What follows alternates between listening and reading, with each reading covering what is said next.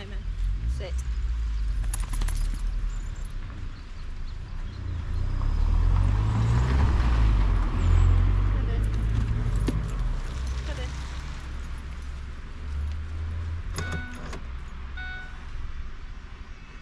Sit.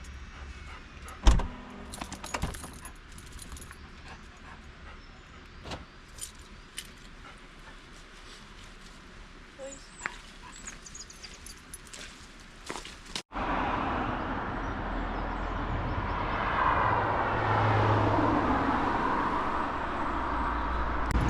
Hi and welcome back to Good Doggy Training. So we're here in the Peak District National Park today on a glorious day. The sky is clear at the moment. It's very cold. The car reckoned it was no, it was freezing actually. Yeah, I was going to say one, but it wasn't. It was freezing, and it does seem quite frosty up here, so it should be an interesting walk for us today. So whilst we're so close to the road, I'm going to keep the boys on the lead. So I'll just pan round. So there you can see, quite close to the road. So I'll just keep them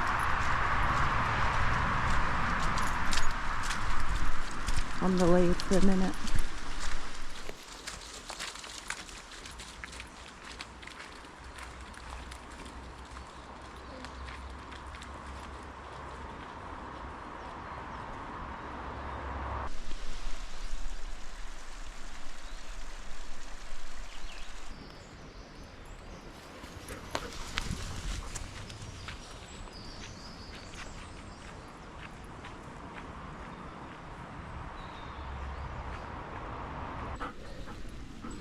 So I think we're far enough away from the road to let them off of the lead now. So I'll just let them off. Good boys, come.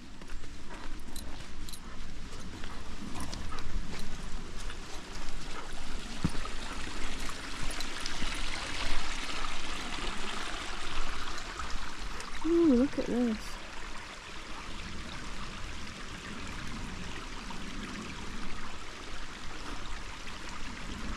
I've never actually been up here before, so I'm really not sure where the path goes.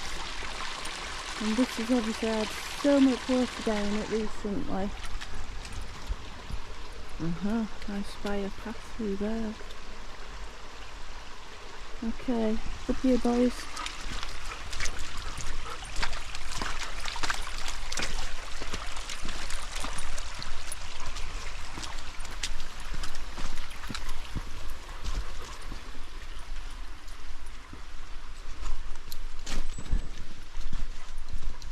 Slippy.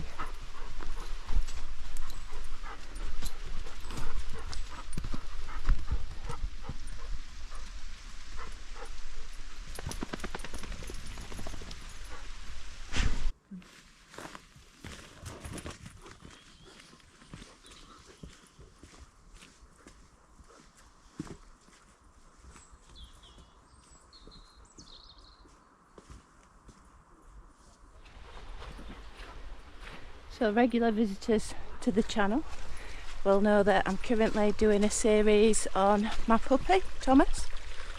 But unfortunately, Thomas is lame at the minute. Not quite sure what he's done to himself, but there's a 6-month-old puppy and he does daft things. So it's probably, hopefully, absolutely nothing and will resolve itself very shortly. But that has slightly curtailed any videos at the minute of little Thomas's journey in terms of his socialisation, and his training. So today I've brought Simon and Kevin out for a little wander here in the Peak District, and it's an absolutely phenomenal morning. There's lots of people out already, so I came about as early as I could manage it, given that I've got to see to the horses first, and then there's the dogs, all of the dogs, to walk round the wood. get myself showered and changed and out. So this is about an hour's drive, maybe just over an hour, to this location. And today's little trek is a trip out to a secret bothy. So I've never been to this bothy before, but I've spent quite a lot of time in the Peak District, so I think I've got a good idea where it is.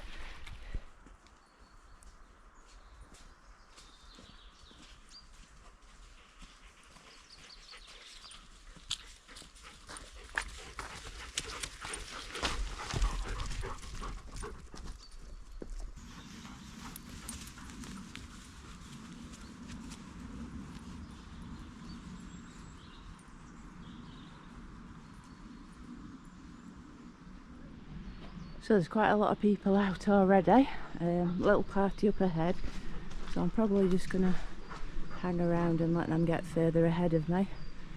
We're also coming on to All Portmore, so there are sheep, I can see them, so I'll keep the dogs close to me. Oh look, lucky doggies, they don't have to jump the fence. I've got a little dog thing here, so I don't know whether you've ever seen one of these things before. But basically you just lift the slat and then the dog can get underneath instead of having to jump the fence. But I'm just going to pop the doggies in a sit while I get over. Please. Please. Kevin. Sit. Simon. Sit.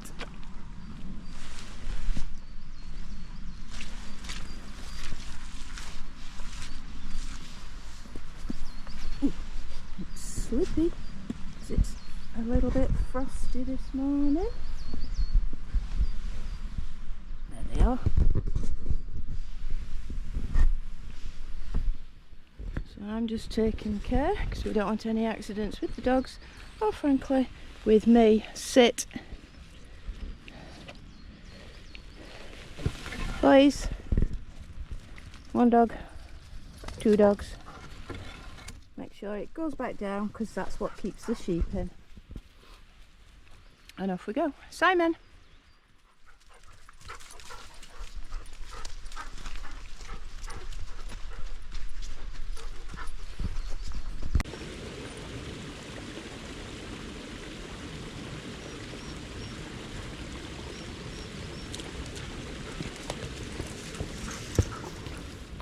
So I don't know whether you can see that this ground is actually frozen,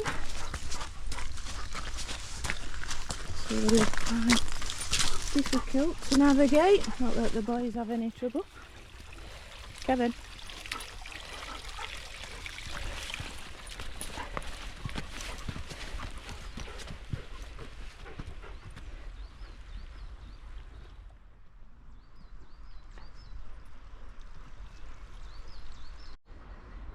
So this path appears to split further up. We've got this one in front now, but there's also this one just to the right, along with some sheep.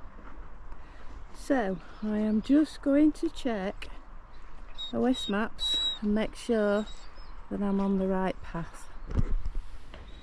So here I've got my OS maps open. If you see the little red arrow, that's where I am. So I'm going to follow the little dotted line, not the green one. That's little Simon, because he's desperate to get going. This is what my nutcase of a dog is up to. Kevin, come on. But he's enjoying himself. And getting filthy. Kev, come on. Kev.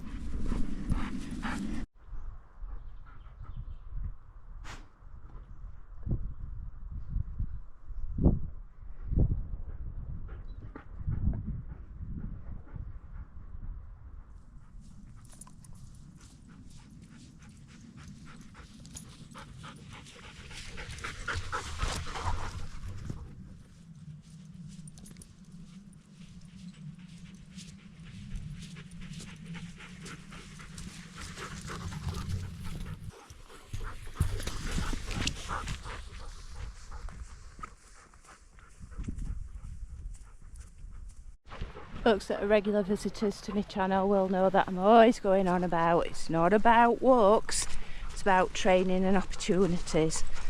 So the dogs that I brought today are Simon's nearly 11 and Kevin's nearly 10, so they're by no means young dogs.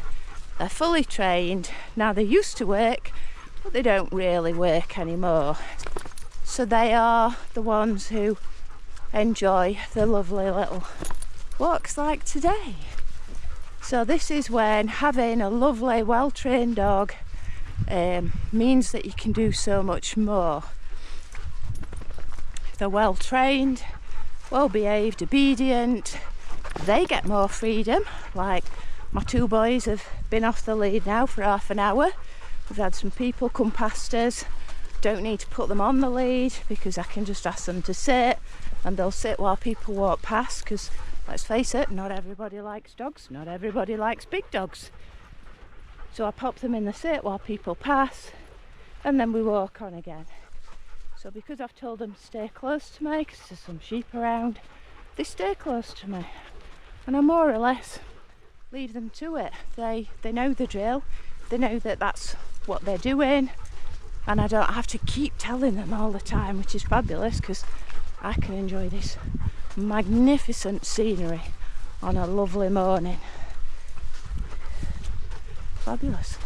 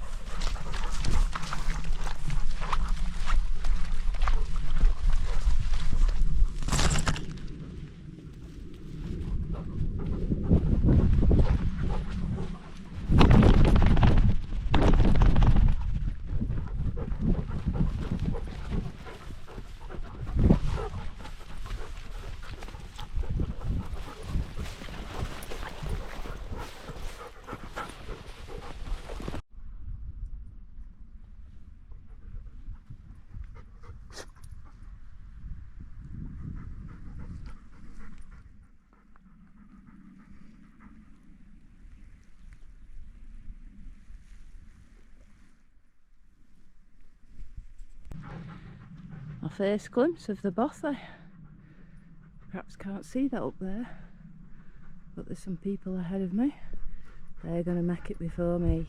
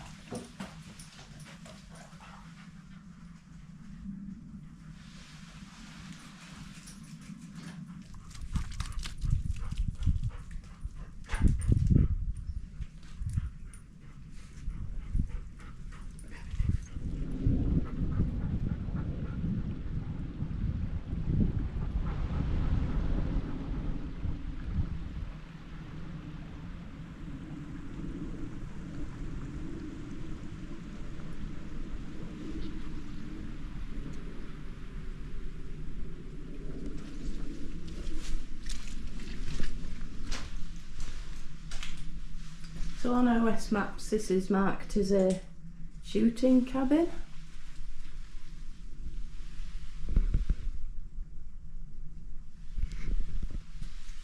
But now it's a bothy, so there's space for you to shelter if the weather is awful. If you really wanted to, you could pop your little sleeping bag down here.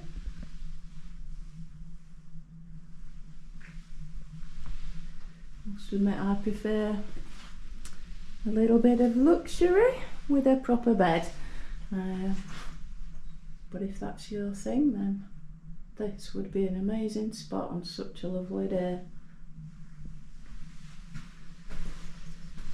Anyway, one of the key things with Bothy's is to leave it in a fit and tidy state. Make sure you shut the door. So we will do likewise.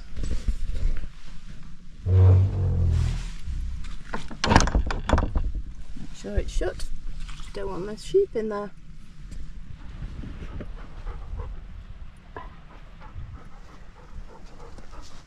Please sit. Go on in.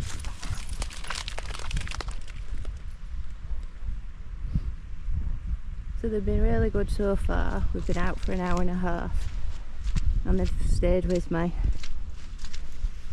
So because I'm going back down the path I've just come up, I know there's no sheep around. I thought I'd just let them have a little bit of more freedom, have a little run.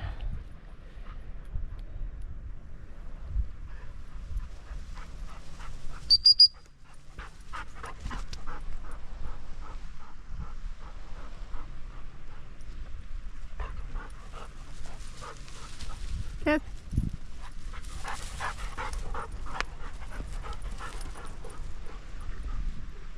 Go on in.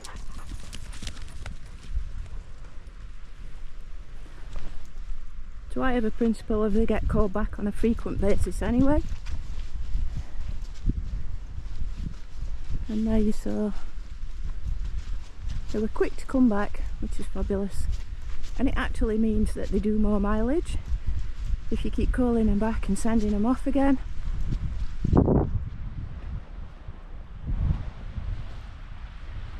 And they enjoy it.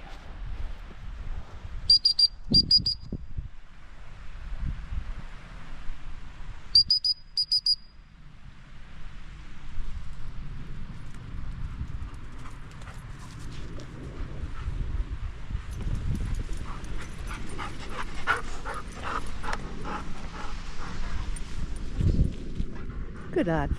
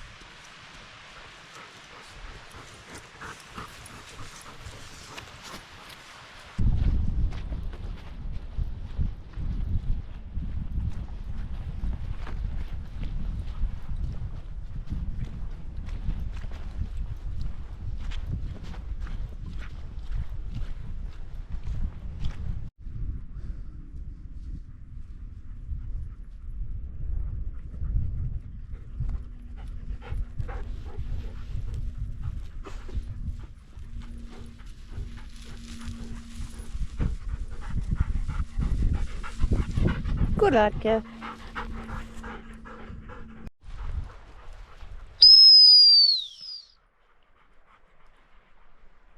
Good lad. Go on in.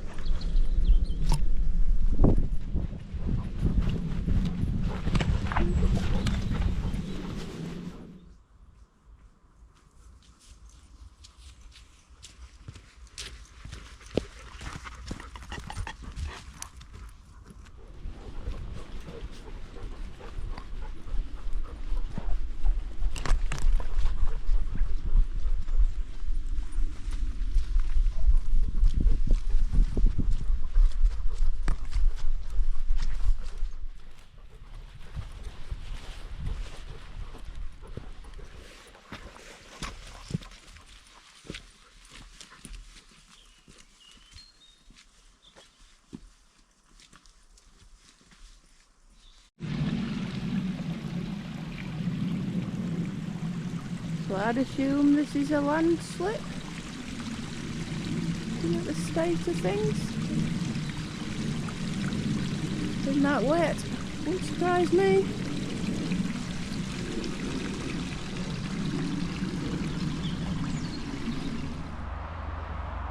So we're getting back down towards the road.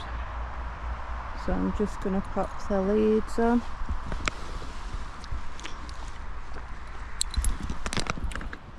That's one. That's two. There, good boys. You. And at least I'm not worrying just in case anything completely surprises us. So we've been out for 2.5 hours now. So the boys are starting to get a little bit tired, but they're not cream crackered. They're just pleasantly tired. So then when they get home, they'll feel content. I personally don't agree with absolutely wearing dogs out. I think that's when you get, you know, grumbly, grumpy dogs because they're just so tired. Whereas if you think about their level of fitness and providing them with some exercise that is in keeping with that current level of fitness, I think then you get contented dogs who will happily lie down when they get home and feel content with life, having had this exercise, stimulation, all the different smells upon the moor, all of that loveliness that we enjoy as well.